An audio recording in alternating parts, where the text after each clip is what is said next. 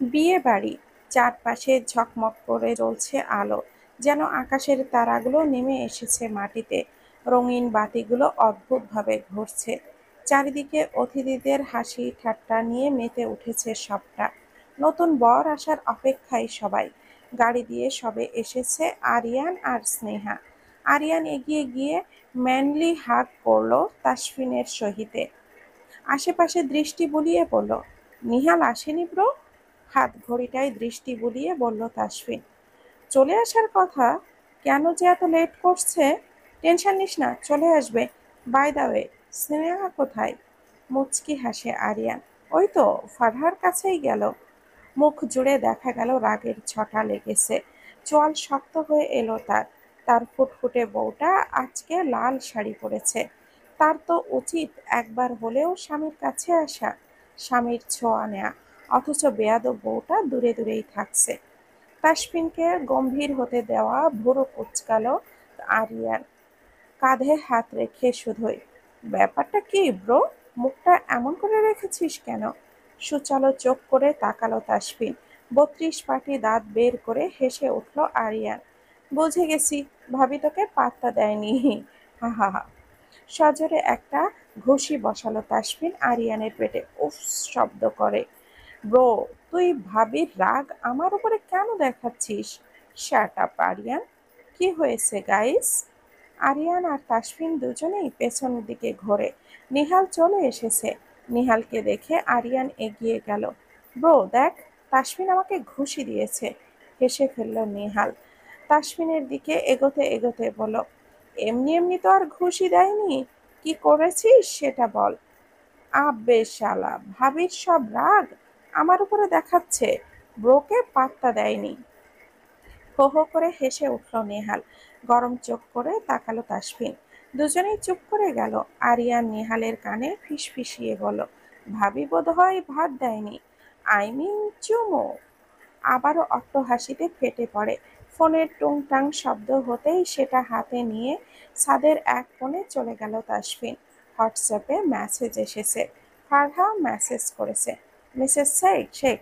নামটি ভেসে উঠল চোখের সামনে।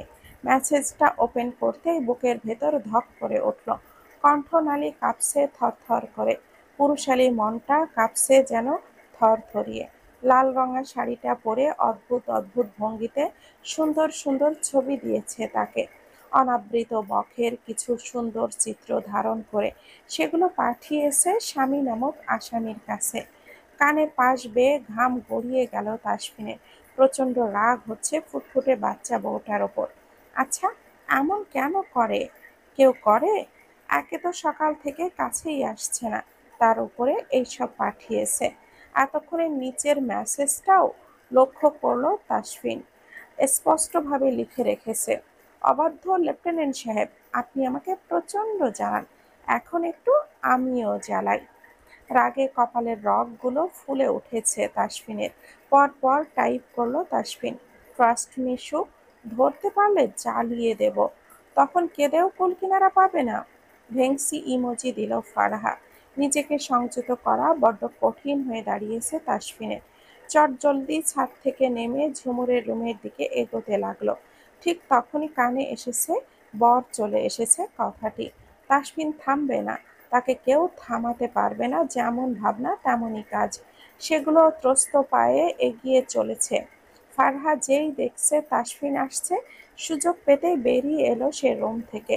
তাকে পালাতে দেখে চিৎকার করে উঠল তাসফিন, সুখ ওয়েট, সুখ ধরতে পারলে খারাপ হবে, দাঁড়া বলছি সুখ। কে শোনে কার কথা? ফারহাদ ছুটে বাইরে বেরিয়ে ভিড়ে মিশে গেল। বরযাত্রীরা এসেছে, বর চলে এসেছে। তাসফিন খুঁজে চলেছে ফারহাকে, অথচ কোথাও দেখতে পাচ্ছে না। রাগে চোখের কার্নিশ লাল হয়ে আসছে তার। সে ছাড়বে না বউকে, আজ তাকে জ্বালিয়ে শেষ করবে। আরো একবার দৃষ্টি বুলিয়ে দেখতে পেল নূপুরের সাথে দাঁড়িয়ে আছে তাসফিন। তাসফিন এক পা ফেলতেই মাহিরকে কোলে তুলে নিল ফারহা। মোটা ভ্রুদ্বয় কুঞ্চিত করে তাকালো তাসফিন। সেই দৃষ্টি তীক্ষ্ণ। ফারহা জান, কবচ করতে তার অবাধ্য পুরুষের দৃষ্টি যথেষ্ট। নববিবাহিতা ঝুমুরের হৃদয় জুড়ে তখনও ব্যাকুলতা ও কৌতূহলের মৃদু ঢেউ খেলেছে।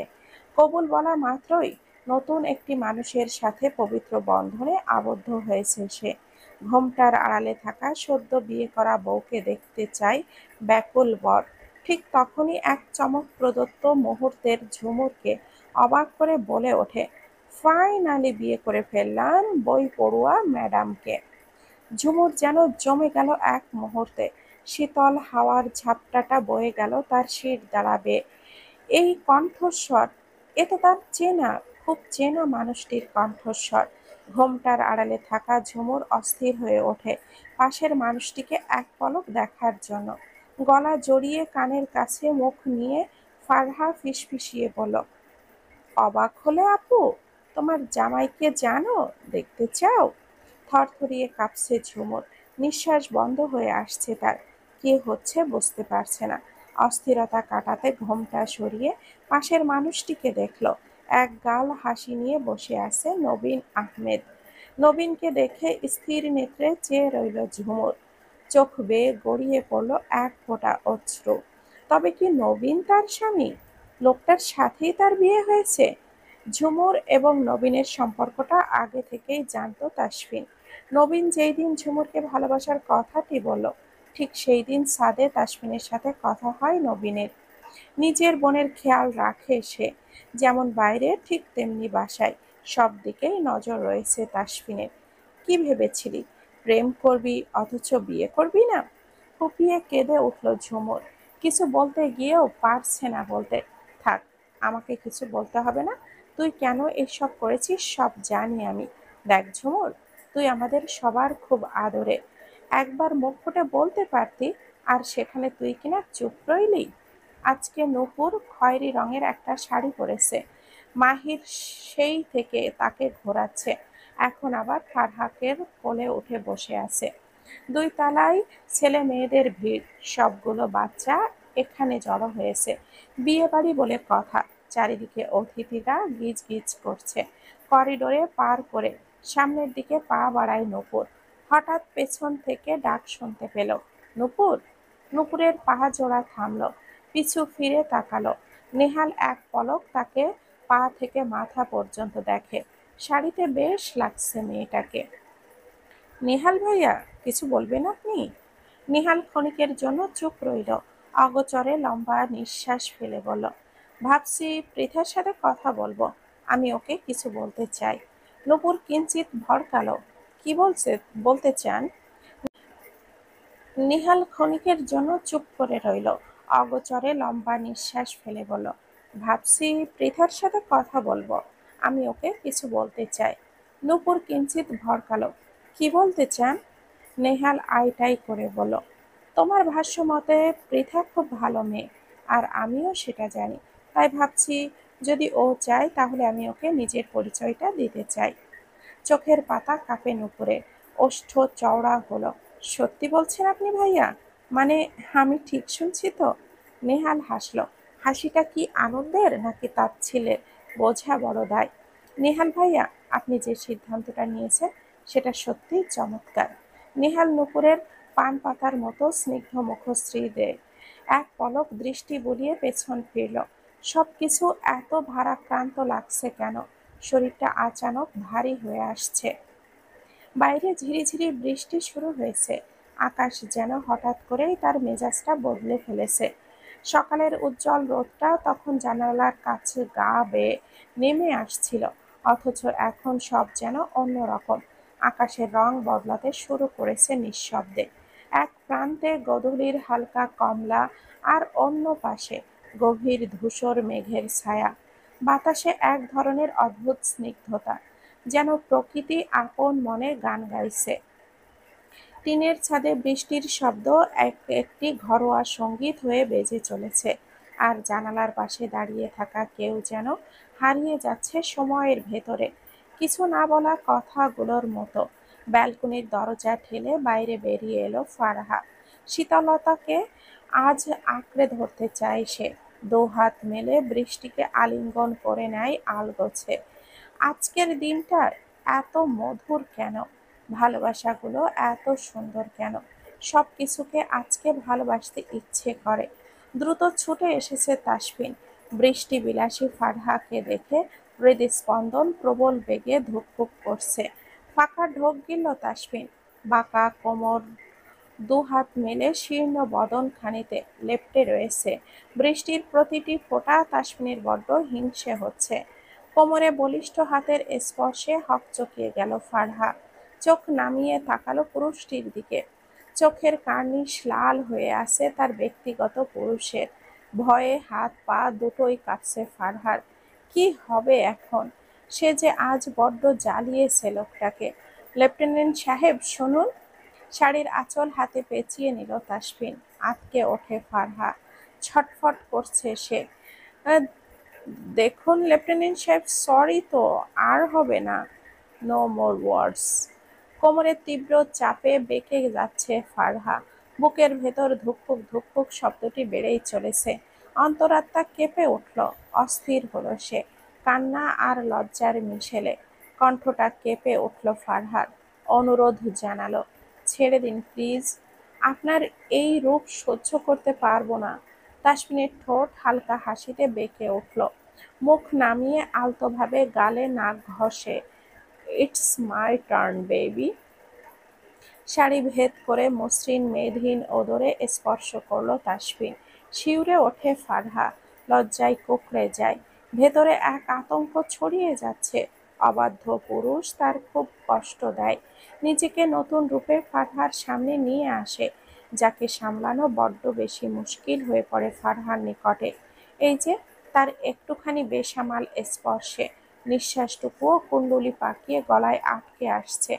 দুই হাতে ছোট্ট শরীরটা তুলে ব্যালকনিতে এক প্রান্তে রাখা বেতের সোফায় নিয়ে গেল তাসফিন।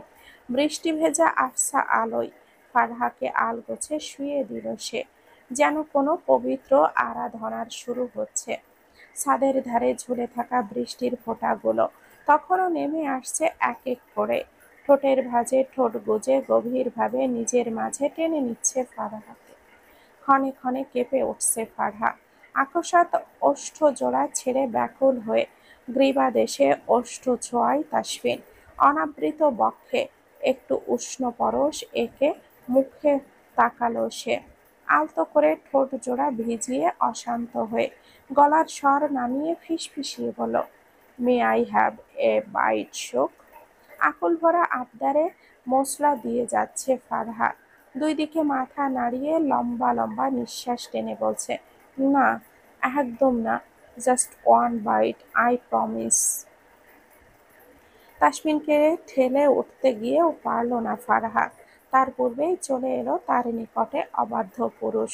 গভীরভাবে দাঁত বসিয়ে দিল তার বক্ষ ভাঁজে। তাসফিনের ধৈর্য হারিয়েছে, ভেঙে দিয়েছে সব বাঁধ। ব্যথায় কোকিয়ে উঠল ফারহা। চোখ দুটো খিচিয়ে বুজে নেয়। অবাধ্য পুরুষের সেই দিকে কোনো খেয়াল নেই একটুও। তার অসুস্থ বউটা যে বক্ষতলে পিষ্ট হচ্ছে, তা কি সে দেখে না? নিজেকে আরো একবার নতুন করে নিয়ে এলো ফারহার সামনে। ভড়কালো ফারহা চমকে তাকায়, চেনার চেষ্টা করে এই পুরুষকে। বড় অসহায় লাগছে নিজেকে। দুই হাতে অবাধ্য পুরুষকে আলিঙ্গন করলো সে। টেনে ধরে তার ভেজা চুলগুলো। বৃষ্টি ফোঁটা ছুঁয়ে যাচ্ছে তাদের। তারা মিলে মিশে একাকার। এই খোলা আকাশ তাদের আরো একবার মিলনের সাক্ষী হলো। বৃষ্টি যেন ক্লান্তিহীন ছন্দে ঝরে পড়ছে দিগন্ত জুড়ে। মাঝে মাঝে বিদ্যুতের হালকা ঝলকানিতে উদ্ভাসিত হয়ে উঠছে আকাশ অন্ধকারের ভেতর থেকে। আলো যেন হঠাৎ হঠাৎ চোখ মেলে তাকাচ্ছে। জানালার কাছে দাঁড়িয়ে আছে নবীন, নিঃশব্দ, গভীর এক অনুভূতিতে নিমগ্ন। সবে রুমে পা রেখেছে সে। ভেজা বাতাসের গন্ধ এখনো লেগে আছে তার শরীর জুড়ে। পেছনে ফুলে সাজানো বিছানায় তার প্রাণপ্রিয় স্ত্রী নিঃশব্দে বসে আছে। চোখে মুখে এক অচেনা লাজুক আলো। অপেক্ষার কুয়াশায় ঢাকা গভীর ভালোবাসা। নবীন জানে, এই রাত শুধু বৃষ্টির নয়, এটি এক নতুন শুরু, নতুন ছোঁয়ার, নতুন কাঁপুনির রাত। অথচ আজকের অনুভূতিগুলো তার নিকটে ফিকে মনে হচ্ছে।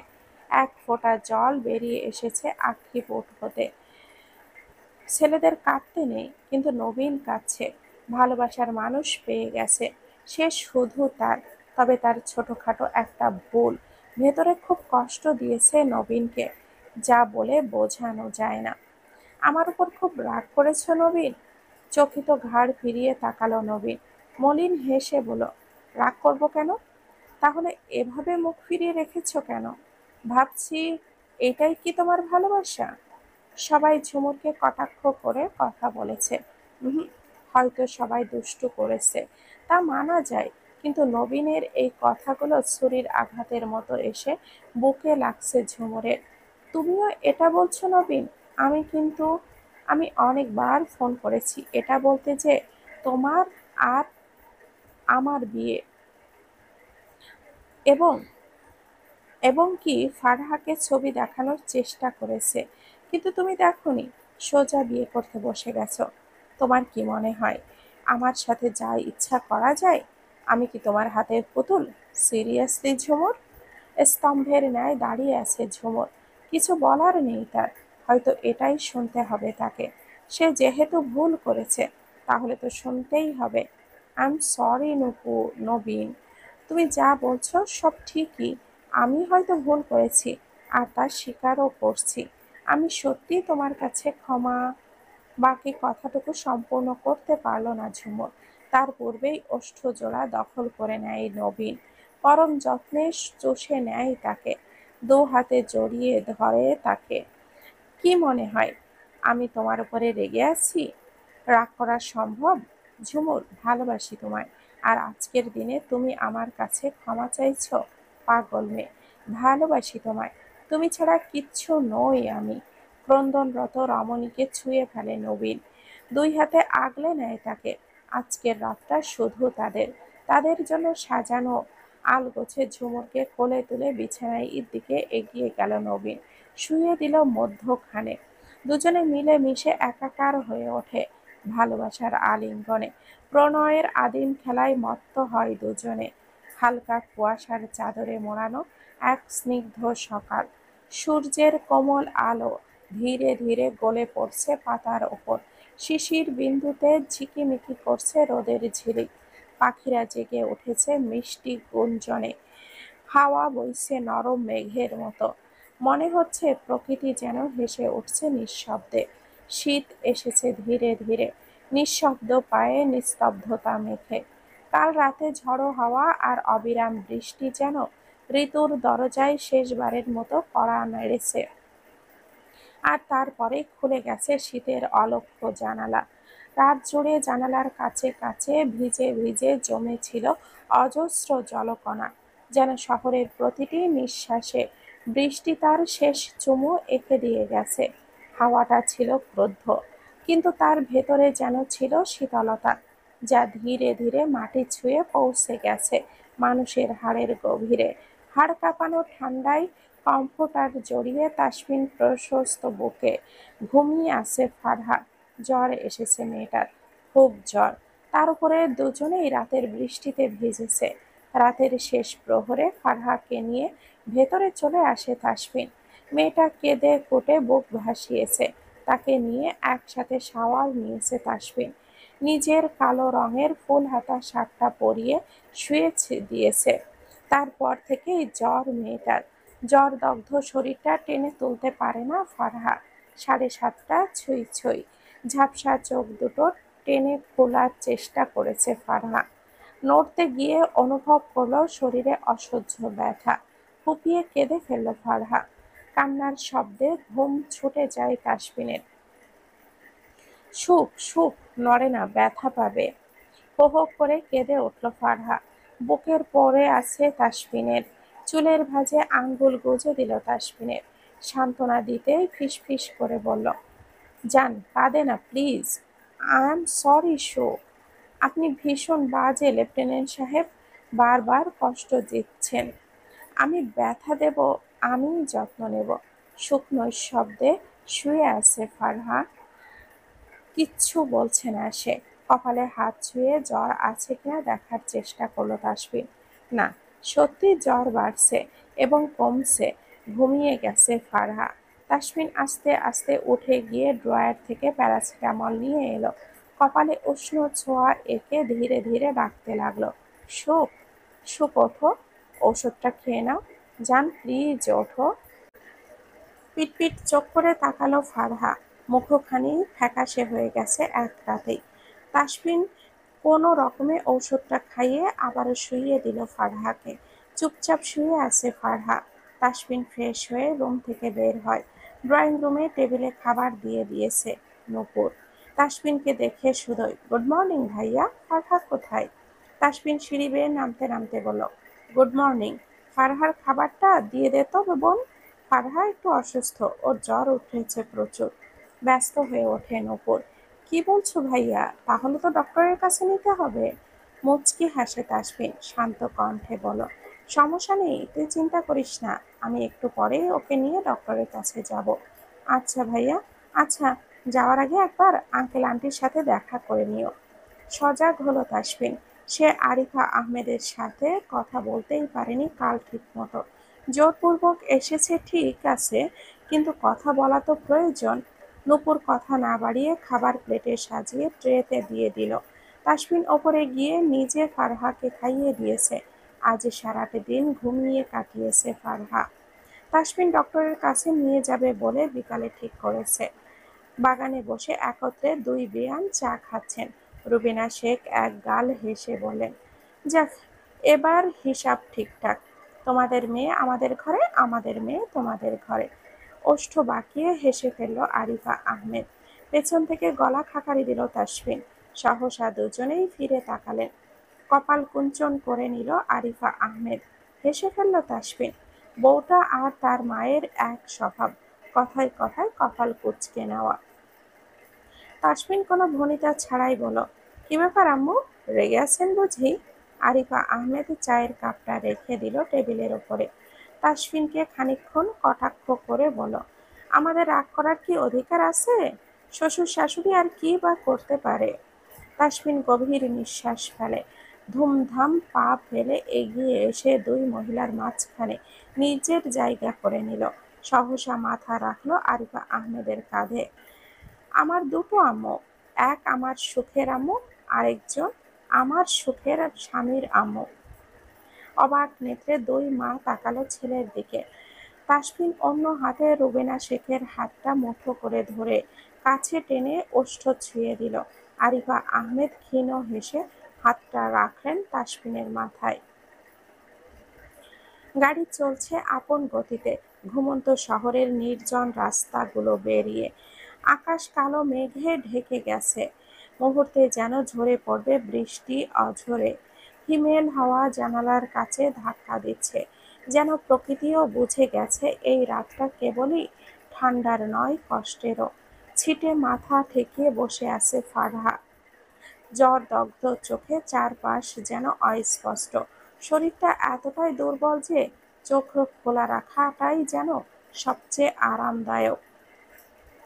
গায়ে একটা পাতলা চাদর জড়ানো, কিন্তু ঠান্ডা যেন হাড়ের ভেতরে পর্যন্ত পৌঁছে গেছে। তাসফিন এক হাতে স্টিয়ারিং ধরে আছে, আর অন্য হাতে ফারহার হাতটা শক্ত করে ধরে রেখেছে। বারবার আর চোখে তাকাচ্ছে স্ত্রীর দিকে, সেই হাসি মাখা মুখ, যে মুখে সে রোজ সকালে নতুন করে প্রেমে পড়ে। আজ সেটা ক্লান্ত, বিবর্ণ, নিস্তেজ। তার ভেতরটা ফেটে যাচ্ছে। কিভাবে পারে একটা মানুষ ভালোবাসার কাউকে এমন অসহায় অবস্থায় দেখতে? বুকের ভেতর কেমন যেন টান ধরে, চোখের কোণে এক ফোঁটা কষ্ট জমে। কিন্তু সে কাঁদে না, কেবল ফারহার কপালে হাত রেখে দেখে জ্বর আরো বেড়েছে কিনা। বাইরে বৃষ্টি পড়া শুরু করেছে। এই মুহূর্তে গাড়ি চালানো সম্ভব নয়। আপাতত যে করেই হোক তাকে থাকতে হবে। তাসফিন অপেক্ষা না করেই গাড়িটা সাইডে পার্ক করলো। পিটপিট করে তাকালো ফারহা। শুকনো ঢোক গিলে ফিরে তাকালো তাসফিনের দিকে। দৃষ্টি পড়ল তার তাসফিনের তামাটে ওষ্ঠ জোড়ার দিকে। কিছু ভাবতে পারছে না সে। কাঁপা কাঁপা হাতটি বাড়িয়ে শুয়ে ফেলল তার গাল। হকচকিয়ে গেল তাসফিন। গাড়ি থামিয়ে সম্পূর্ণ মনোযোগ ফারহার দিকে। কি হয়েছে সুখ, শরীর খুব খারাপ করছে জান? ম্লান হাসল ফারহা। উঠে বসতে চাইল। তাসফিন হাত ধরে বসাতে চায় ওকে।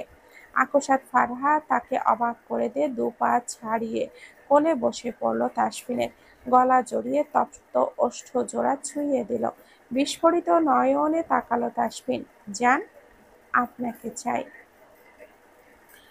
তাসফিনকে কোনো উত্তর দিতে দেয়নি ফারহা।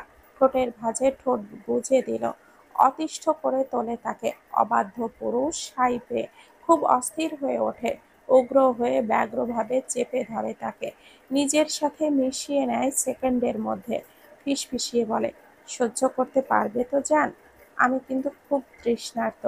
শব্দবিহীন হাসল ফারহা। সে কি আদতে নিজের মাঝে আছে? নেই তো। থাকলে কি আর অবাধ্য পুরুষকে এইসব করতে দিত?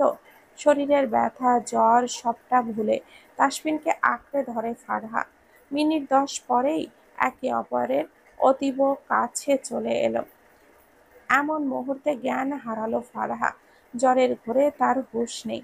আঁতকে ওঠে তাসফিন। সুখ, এই সুখ, হোয়াট হ্যাপেন্ড জান? পাশে পড়ে থাকা চাদর জড়িয়ে তাকে ওইভাবেই কোলে রাখল তাসফিন। বৃষ্টি কমে এসেছে। তাসফিন গাড়ি স্টার্ট দিল। কপালে উষ্ণ ছোঁয়া এঁকে গাড়ি চালাচ্ছে এক হাতে। ভেতরটা কাঁপছে তার। এতটা কাছে এসেও মেয়েটা সরে গেল। পরেক্ষণেই হেসে ফেলল। ম্যাডাম তো হুঁশেই নেই, না হলে পালাই পালাই করতো। নিজের ঠোঁট কামড়ে হাসল তাসফিন। অস্থির মন। বউটা সুস্থ থাকলে উন্মাদ স্বামীকে দেখে লজ্জায় মিইয়ে যেত। নিজেকে ভালোবাসতে পারলেই জীবন সুন্দর। এই কথাটি সম্পূর্ণভাবে মেনে নিয়েছে নূপুর। আজকাল খুব একটা মনে পড়ে না সাইফুলকে। মাহির ফ্যামিলি সবাইকে নিয়ে তার কেটে যায়। মাঝে মধ্যে নিহালের সাথে টুকটাক কথা হয় তার। নিহালও খুব একটা কষ্ট দেয় না নূপুরকে।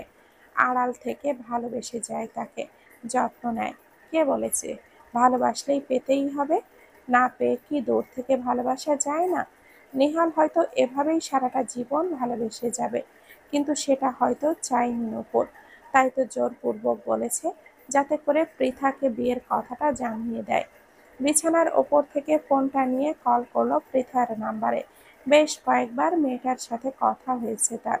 তাকে অনেক সম্মান করে মেয়েটা, বুঝতেই দেয়নি যে সে তাকে ভালোবাসে।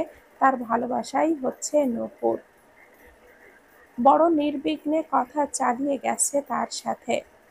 বাসে বসে আছে পৃথা। বাড়ির পথ ধরেছে ব্যাস।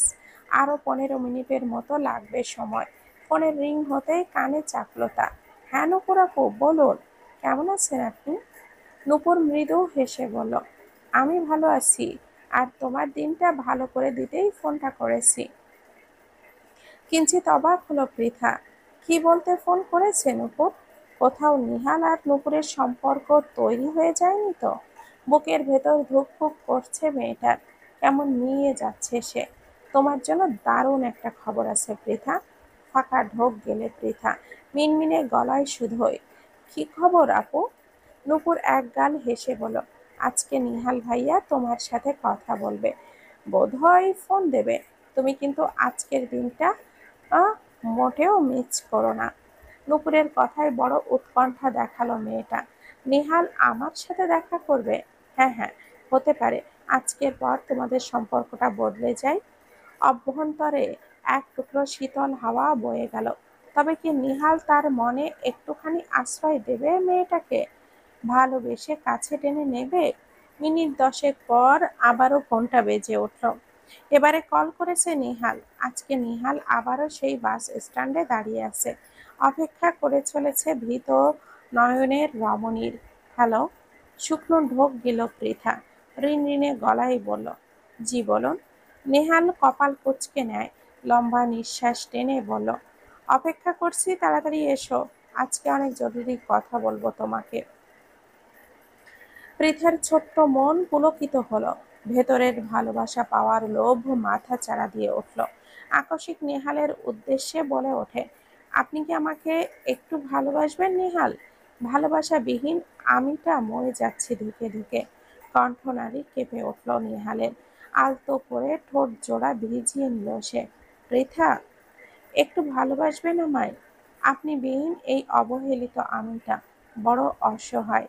নেহাল হাসলো, বড় ইচ্ছে করলো বলতে, জানি না ভালোবাসতে পারবো কিনা, কিন্তু কেউ যদি ভালোবাসি শুনে বেঁচে যায় তাহলে সে বলতে দোষ কোথায়? পৃথা, আমি তোমাকে ছোট্ট সরু রাস্তা, অথচ তাতে অবলীলায় চলছে বিশাল আকৃতির বাস আর ট্রাক, যেন সাপের গলায় ঢুকে পড়েছে পাহাড়ি পাথর। আচমকা সামনে থেকে আসা নীল রঙের বাসাটা প্রবল শক্তিতে ধাক্কা খেল কালো বাসাটার সাথে। মুহূর্তেই ভয়াবহ শব্দে কেঁপে উঠল চারিদিক। দুটো বাসা যেন পাষাণের ঘুষিতে ছিটকে পড়ল দুই দিকে। ভেতরে বসে থাকা মানুষগুলো তখন চিৎকার আর যন্ত্রণার সাগরে কাতরাচ্ছে। আজকে সামনের দিকে বসেছিল পৃথা, সেই সামনের আসনটাই হয়ে গেল তার মৃত্যুর ফাঁদ। ধাক্কার সাথে ধাক্কা মাথা সজোরে আছড়ে পড়ল সামনের কাছে। মুহূর্তে ভেঙে গুড়িয়ে ছড়িয়ে পড়ল অসংখ্য কাচের টুকরো। ড্রাইভার আর সে দুজনেই রক্তাক্ত হয়ে গেল। কাচ যেন তাদের চামড়া ভেদ করে অন্তর পর্যন্ত ঢুকে পড়েছে। তার মুঠোয় ধরা ফোনটা ধপ করে ছিটকে কোথায় মিলিয়ে গেল। ফোনটার সাথে মিলিয়ে গেল কত না আশা, কত না প্রতীক্ষা। বুকের ভেতর হাহাকার করতে লাগলো পৃথার। শেষবার শুধু শুনতে চেয়েছিল একটি শব্দ, ভালোবাসি। অথচ সেই শব্দটি শোনার আগেই নিয়তির দরজা বন্ধ করে দিল তার জন্য। মাথার ডান বরাবর ঢুকে থাকা কাচের বড় টুকরোটা থেকে রক্তের ধারা নেমে এলো। চারপাশে আগুন লেগে গেল দ্বিতীয় বাসটায়। পৃথার স্নিগ্ধ উজ্জ্বল মুখ থেতলে গেল। একটি চোখ আর চেনার উপায় নেই, তবুও তার চোখ দুটো খোলা রইল। শেষ দৃশ্যটা যেন দেখতে চেয়েছিল সে। পরনের সাদা জামাটা মুহূর্তেই লাল রঙে ভিজে উঠল। রঙে রক্তের অশ্রুতে লেখা হলো এক অনবদ্য বেদনা। ভালোবাসাহীন জীবনের পৃথা অবশেষে ছেড়ে চলে গেল। পৃথিবীর মায়া, মানুষের হাহাকার, ব্যথায় ভরা সব কিছু থেকে মুক্তি নিয়ে কেঁপে কেঁপে উঠল তার শরীরটা শেষবারের মতো। থেতলে যাওয়া একটি চোখ তবুও একটিবার আশা করেছিল নিহালের আদুরে মুখখানি যদি সে দেখতে পেত। অতঃপর তা বোধহয় হলো না। কাঁপতে কাঁপতে দম ছাড়ল। অবশেষে তার মুক্তি। আর কাউকে বলবে না ভালোবাসি। আপনাকে আমাকে একটু ভালোবাসবেন। রাস্তায় দাঁড়ানো মানুষগুলো ছোটাছুটি করছে, কেউ ফোন করছে ফায়ার সার্ভিসে, কেউ ব্যস্ত অ্যাম্বুলেন্স ডাকতে। আগুনের ভেতর আটকে থাকা যাত্রীরা বাঁচানোর জন্য হন্যে হয়েও ছুটেছে অপরিচিত মানুষগুলো। তবুও একজন রমণীর চোখে সেই অপেক্ষার অমোঘ হয়ে রয়ে গেল শেষে। হসপিটালের মর্গে নিথর দেহটা কেমন যেন নিস্তেজ হয়ে পড়ে আছে। মুখের ওপর থেকে সরানো হলো সাদা কাপড়টা। এখনো কেমন তাকিয়ে আছে। নেহাল অদ্ভুত ভঙ্গিতে হাসে। যাকেই আপন করতে চায় সে কেনই দূরে চলে যায়। তবে এবার উল্টো হলো। মেয়েটা হাজার চেয়েও তাকে ভালোবাসি বলাতে পারল না। থেতলে যাওয়া মুখটা একটুখানি ছুঁয়ে ফেলল নেহাল। নিশ্চয়ই এর আগে উজ্জ্বল স্নিগ্ধ দেখাচ্ছিল তার হাসি। খুব করে একটি বার ডাকতে ইচ্ছে করলো, পৃথা ওঠো, আমি তোমাকে আজকে তোমার সবচেয়ে পছন্দের প্রিয় শব্দটি বলবো। কিন্তু মেয়েটা আর ওঠে না, উঠবে না কখনো। নেহালের বুকটা কেমন যেন মোচড় দিয়ে উঠল। সে পৃথার অপরাধী। নিশ্চয় আশেপাশে দাঁড়িয়ে তাকে দেখছে সে, আর অভিযোগ জানাচ্ছে। আপনি কেন আমাকে একটু ভালোবাসি বললেন না নেহাল? বেঁচে থাকাকালীন আমি ভালোবাসা পাইনি, মরে গিয়েও দেখুন কিভাবে মর্গে পড়ে আছি আমি। কিছু চরিত্রে কথা বলে, বারবার বলে তারা আড়ালে আবডালে কাউকে ভালোবেসে ধুকে ধুকে মরে। দীর্ঘ ৬ মাস পর ফিরছে লেফটেন্যান্ট কমান্ডার তাসফিন শেখ। বড়সড় একটি মিশনে ছিল সে। ফারহা সেকেন্ড ইয়ারে উঠেছে। তাদের বিয়ের প্রায় ২.৫ বছর হতে চলল।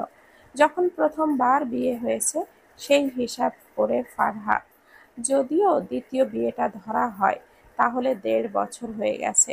পড়াশোনায় মনোযোগী হয়েছে ফারহা। তাসফিন না থাকাকালীন বেশিরভাগ সময় পড়াশোনা করেই কাটাতো তার। মনের মধ্যে আনন্দের শেষ নেই। আজ ঠিক গুনে গুনে ৬টি মাস পর তার অবাধ্য লুচু লেফটেন্যান্ট কমান্ডার বাড়ি ফিরছে। ভাবতেই বুকের ভেতর ধুকপুক ধুকপুক করছে ফারহার। দিনটি স্পেশাল করতে চায়। মজার ব্যাপার হলো আজ তার জন্মদিন। জন্মদিনে বেশ বড়সড় সারপ্রাইজ দিতে চায় তাসফিন। পরিবারের অগোচরে নিজেদের রুমে ফারহা সাজিয়ে নিয়েছে। নিজেদের ছোট ছোট ছবিগুলো দেওয়ালে লাগিয়েছে। বিছানা থেকে শুরু করে ব্যালকনি অবধি মন মতো করে সাজিয়ে নিয়েছে। এমনটা নয় যে পরিবারের লোকজনরা জানলে তাকে কিছু বলবে। উহুম, কেউ কিছুই বলবে না। কিন্তু ফারহা তো একটু হলেও লজ্জা লাগে, তাই কাউকে বলতেও চায় না। ব্যালকনিতে ছোটখাটো টেবিল সাজিয়েছে ফারহা। তাসমিনের সঙ্গে একান্ত সময় কাটাতে চায় সে। হ্যাঁ, বল ভাই, তুই কই? আন্টি কল করছে, বলল এখনো ফিরিসনি। আরিয়ানের কথায় হাসল তাসফিন। নেহাল, আরিয়ান, সে তিনজনে একসাথে ফিরছে, অথচ তাসফিন বাড়ি না ফিরেই অন্য কোথাও গিয়েছে। চিলিয়ার, আসি আশেপাশে, একটু পরেই ফিরছি। আরিয়ান গাড়িতে রয়েছে আপাতত, আর কিছুক্ষণের মধ্যেই তাদের। তাহলে ওদের বলে দে ফোনটা করে, আঙ্কেল আন্টি নিশ্চয় টেনশন করবে।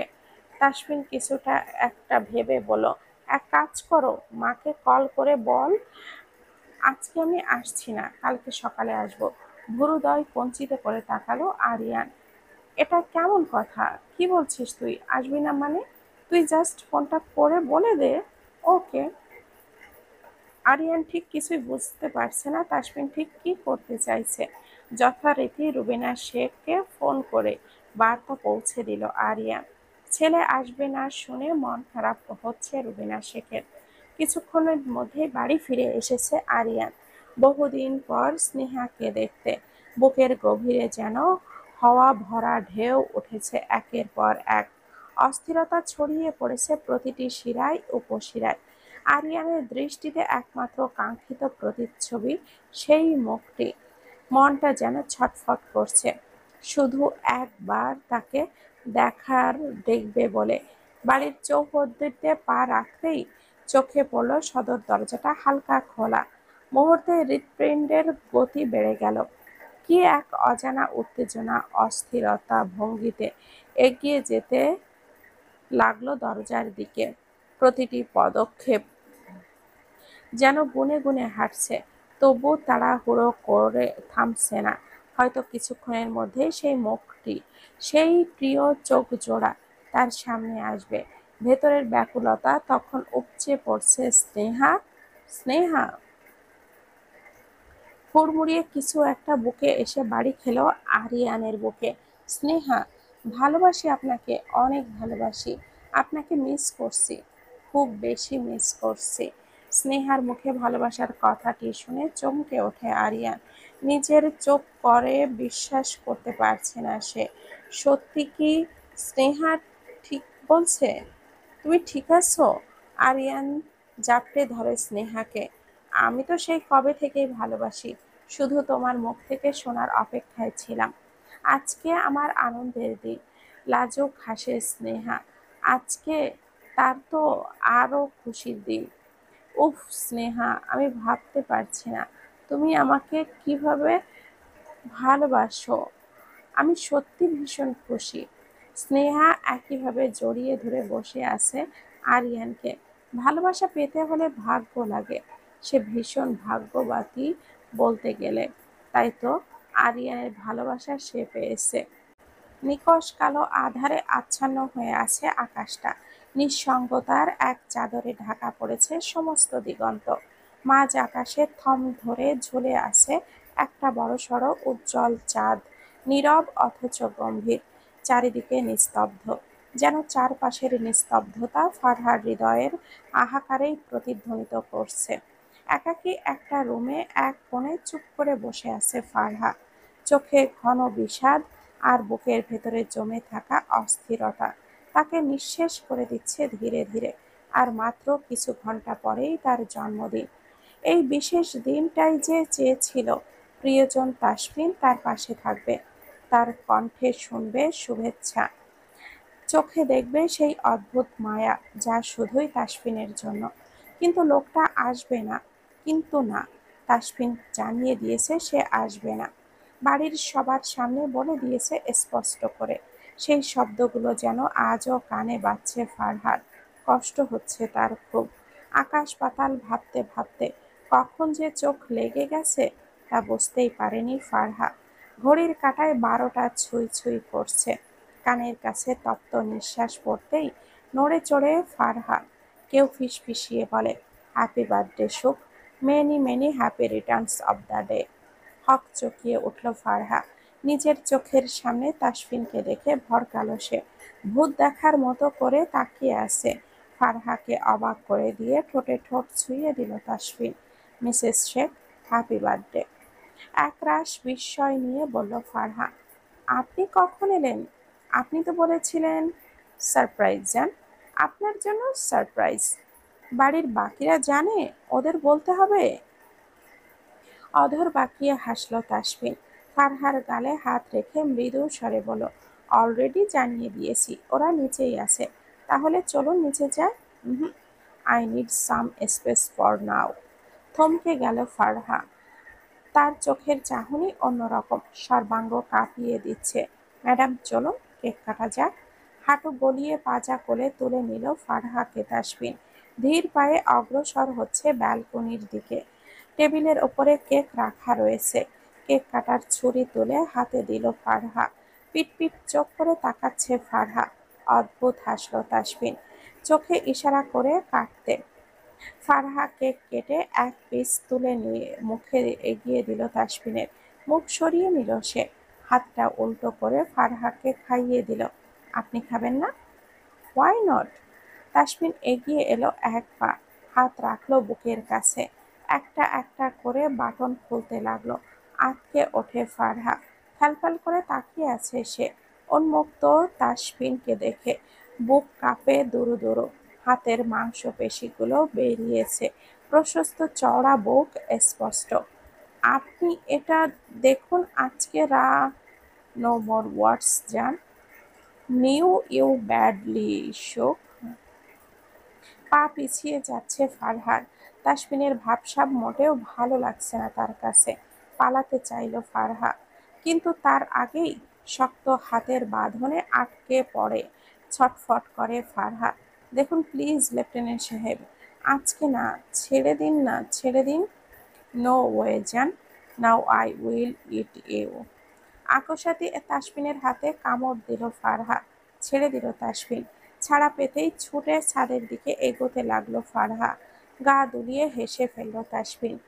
নিজ মনেই বিড়বিড় করে বলল, উফ জান, এটা কি করলে? ছাদে? Not bad. ছাদের রেলিং ধরে দাঁড়িয়ে হাঁপাতে লাগলো ফারহা। যাক বাবা, বেঁচে গেছে সে। না হলে রুমে থাকলে লোকটা বড্ড পাগলামি করত।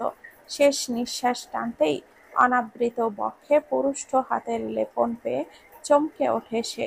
সম্পূর্ণ কেকের অংশ মাখিয়ে দিয়েছে তাকে। চমকে ওঠে ফারহা। লেফটেন্যান্ট সাহেব, এটা কি করলেন? কানের কাছে ওষ্ঠ ছুঁয়ে তাসফিন ফিসফিসিয়ে বলল, বাঁচতে পারলে না তো জান। I am giving you a guarantee tonight is going to be terrifying for you. থরথরিয়ে কাঁপছে ফারহা। শুকনো ঢোক গিলে বলল, দেখুন এটা ছাদ। এই খোলা ছাদে আপনি ওয়েট। তাসফিন পিছিয়ে গিয়ে ছাদের দরজাটা লক করে দিল। থতমত খেয়ে গেল ফারহা। ছাদে এসে মারাত্মক ভুল করেছে সে। তাসফিন হাতের মুঠোয় এক গাদা কেক নিয়ে এগিয়ে আসছে। পরপর ফারহা ভয়ে পিছিয়ে যাচ্ছে। প্লিজ, প্লিজ আসবেন না, আমি কিন্তু I want you so badly right now জান। ফারহা ঠোঁটে ঠোঁট চেপে দাঁড়িয়ে আছে। ভয়ে হাত পা কাঁপছে। বাঁকা হাসল তাসফিন। ফিসফিসিয়ে হাসি কি টোনে বলল, আমার তরফ থেকে স্পেশাল বার্থডে গিফট নেবে না সুখ? Don't worry, I will B A perfect gentleman. ঝড়ের বেগে এসে তাকে সম্পূর্ণরূপে কেকে লেপ্টে দিল তাসফিন। আকস্মিকভাবে তাকে পেঁচিয়ে ধরেছে তাসফিন। ঠোঁটের ভাঁজে ঠোঁট গুজে আঁকড়ে ধরে তাকে। পরপর নেমে আসে অনাবৃত বক্ষে, পুরুষ্ট ওষ্ঠ ছোঁয়ায়। লেপ্টে থাকা কেকের অংশ মাখামাখি অবস্থা, নিজের আলিঙ্গনে আবদ্ধ করে তাকে। দুজনে মিলেমিশে একাকার, পরোক্ষ রূপে ধাক্কা দিয়ে ফেলে দেয় তাকে নিচে। তাসফিনকে ওপরে আসতে দেখে কেঁপে উঠল ফারহা। তাকে কোনো প্রকাশের সুযোগ দেয়নি সে।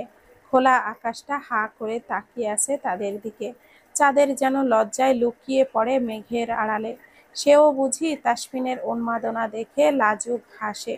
তাসফিনের অবাধ্য হাতের স্পর্শে গঙ্গাতে লাগলো ফারহা। হিমশিম খায় পুরুষকে সামলে গিয়ে।